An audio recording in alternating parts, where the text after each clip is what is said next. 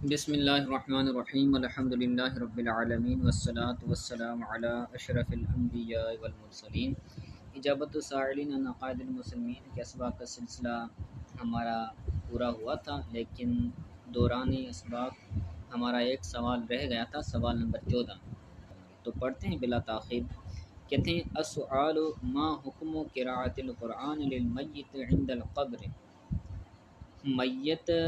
کے لیے قبر کے پاس قرآن پاک پڑھنے کا کیا حکم ہے؟ جب میت مر جائے اور قبر میں چلا جائے تو اس کی قبر کے پاس میت کے لیے قرآن پاک پڑھنے کا کیا حکم ہے؟ حل یصل ثوابها الیہ، کیا اس قراءت قرآن کا ثواب، تلاوت قرآن پاک کا ثواب اس میت کی طرف پہنچتا ہے؟ حل یصل، کیا وہ پہنچتا ہے،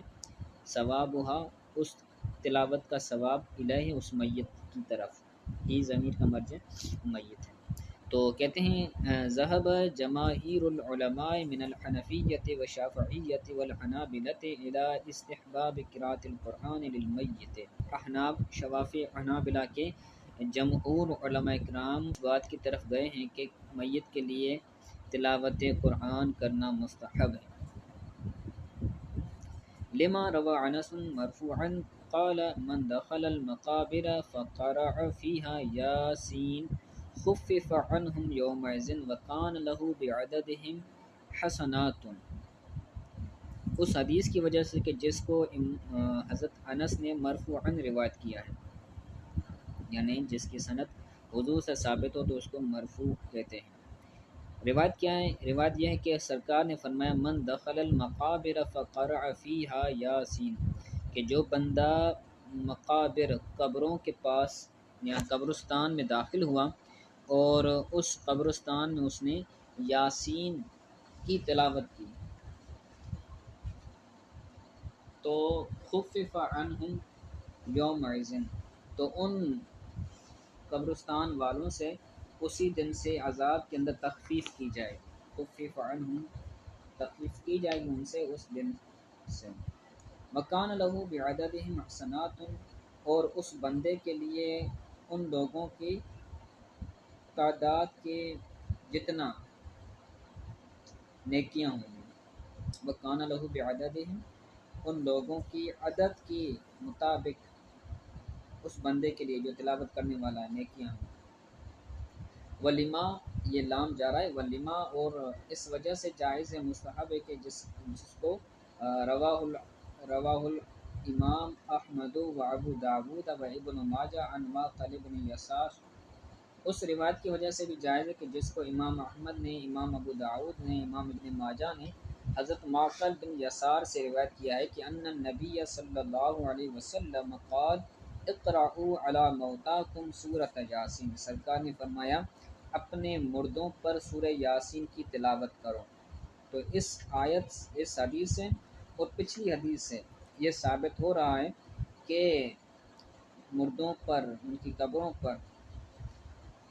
جو ہے وہ تلاوت قرآن کرنا یہ جائز ہے، مستحب ہے۔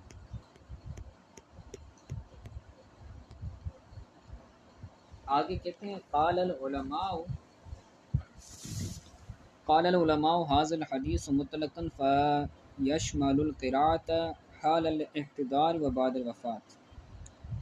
علماء کہتے ہیں کہ یہ حدیث مطلق ہے تو یہ حدیث حاضر ہونے کی حالت کو بھی شامل ہے اور وفات کے بعد بھی شامل ہے، کہ اگر کوئی بندہ مر جاتا ہے وفات کے بعد تو اگر وہ قبر کے اندر چلا جاتا ہے تو وفات کے بعد بھی پڑھ سکتے ہیں، اور وفات کے بعد یعنی دفن ہونے سے پہلے، اور احتضار کا مطلب ہے یعنی جب وہ حاضری دے، یعنی جب وہ قبر میں چلا گیا ہو تو احتضار، حاضر ہونے کے وقت، حاضر ہونے کی حالت میں بھی تلاوت قرآن کر سکتے ہیں۔ تو یہ دونوں حدیثیں اس بات کی صراحت کرتی ہیں، اس بات پر دلالت کرتی ہیں کہ قراءت قرآن میت کے لیے پڑھنا یہ جائز ہے۔ وأخرج الطبراني والبيهقي في شعب الإيمان عن ابن عمر مرفوعا، اسی طرح طبرانی نے اور بہیقی نے شعب الایمان میں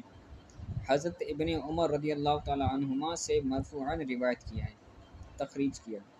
بہیقی نے اور امام طبرانی نے شعب الایمان کے اندر، امام بہیقی کی کتاب میں شعب الایمان، تو اس کے اندر ابن عمر رضی اللہ تعالی عنہما سے مرفوعاً روایت کیا ہے کہ اذا مات احدکم فلا تحبسوه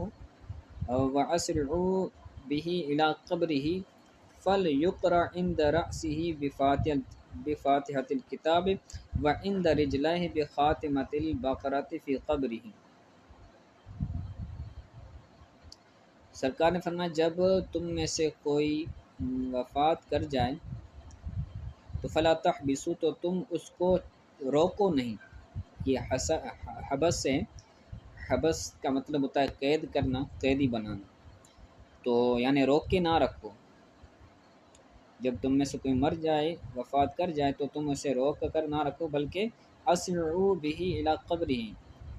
اس کو قبر کی طرف لے جانے میں جلدی کرو، اس کو جلدی دفناؤ۔ بسا اوقات جب مر جاتا ہے تو 3 4 دن یا 2 دن اس مردے کو دفناتے نہیں ہیں، تو یہ منع ہے، سختی سے منع کیا گیا ہے اسلام کے اندر، تو جلدی دفنانا چاہیے۔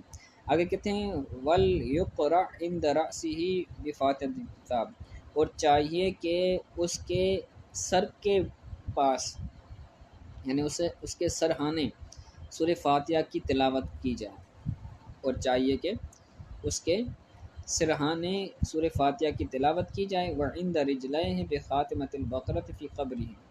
اور اس کی قبر میں، یعنی قبر کے پاس اس کے پاؤں کی جانب سورہ بقرہ کی تلاوت کی جائے۔ تو حضور کے اس فرمان سے اور پچھلی 2 فرامین سے یہ ثابت ہوتا ہے کہ تلاوت کرنا مستحب ہے۔ آگے علماء کرام کا قول بیان فرماتے ہیں، قال العلماء ان جماعتا